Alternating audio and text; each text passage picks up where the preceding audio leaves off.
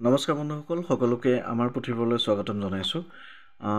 আসাম পুলিচৰ আহিবলগীয়া প্ৰশ্নৰ বিষয়ে আলোচনা চলি আছে আৰু এই এপিছডটোত আমি লৈ আহিছোঁ এটা অতি গুৰুত্বপূৰ্ণ সৰু এপিছড, কিন্তু খুব ইম্পৰ্টেণ্ট কাৰণ এইটো বিভিন্ন পৰীক্ষাত আহি থকা দেখা যায়। ইয়াত আমি আলোচনা কৰিম এনিমেলছ এণ্ড দেয়াৰ বেবিজ, অৰ্থাৎ বিভিন্ন জীৱ জন্তু তেওঁলোকৰ পোৱালিবোৰৰ নামৰ সৈতে, আৰু আমি যিমান পাৰি অসমীয়াত আলোচনা কৰিবলৈ চেষ্টা কৰিম। প্ৰথমতেই সকলোৰে সন্মুখলৈ এখন লিষ্ট লৈ আহিছোঁ। এনেকুৱা ধৰণৰ লিষ্ট আপোনালোকে ইণ্টাৰনেটৰ বিভিন্ন চ'ৰ্চত পাব। আমি মাত্ৰ ইয়াত এটা আভাস দিছোঁ যাতে এই ধৰণৰ কুৱেশ্যনছখিনি আগতীয়াকৈ ছাত্ৰ ছাত্ৰীয়ে প্ৰিপেয়াৰ কৰিব পাৰে।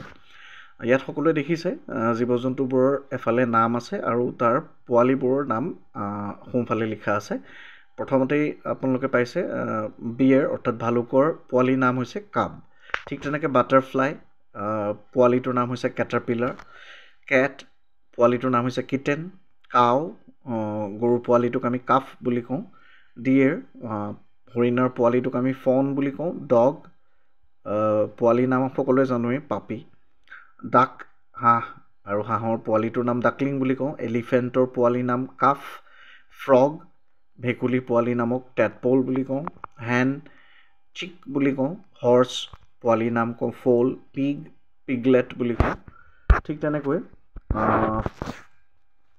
চিতা, বাঘৰ পোৱালিৰ নাম আমি কাব বুলি কওঁ। চিকেন, চিক বুলি কওঁ। এণ্ট, লাৰ্ভা বুলি কওঁ। বিভাৰ, কিটেন বুলি কওঁ। বি, ফ্ৰাই বুলি কওঁ। বিটল, গ্ৰাব বুলি কওঁ। বাৰ্ড, চিক বুলি কওঁ। এলিগেটৰ, পোৱালিটোক হেডছলিং বুলি কওঁ। আৰ্টবাৰ্কৰ পোৱালিক কাপ বুলি কওঁ। বাফেলোৰ পোৱালিক কাফ কোৱা হয়। কেমেলৰ পোৱালিক কোৱা হয় কাফ। কেট, কিটেন। ক্ৰেইন, পোৱালিক চিক বুলি কোৱা হয়। এপ, ইনফেণ্ট বুলি কোৱা হয়। বেডগাৰ, পোৱালিক কাব কোৱা হয়।